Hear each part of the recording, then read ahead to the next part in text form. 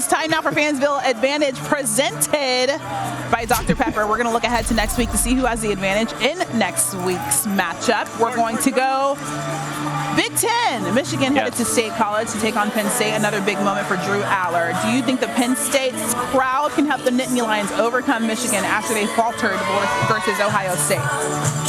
Hey, let me tell you something.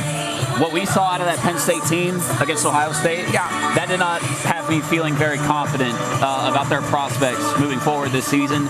Obviously, we've been to Happy Valley. It's a rocking place, especially when they do the wideout.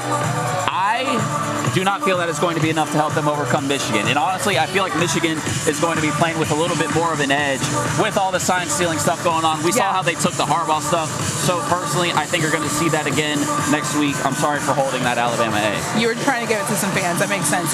This is seemingly the first big test for Michigan. Do you think that they'll be exposed at all? I really don't, because I really, truly do not mean this as any offense to Penn State. I just don't view this one yet as a big test either. Okay. Because again, like I feel like, what did we see out of Penn State against an Ohio State that made you think like, okay, like they're really going to put J.J. McCarthy to the test? Because I feel like this Michigan team is more well put together and built to, I think, really not necessarily run up the score, but make things tougher on this Penn State football team. They never really applied pressure to Ohio State, and Ohio State never really put their backs against the wall. Michigan, I still think, even though they haven't played anybody, is one of the best teams in the country, and I think that they are going to prove that against Penn State.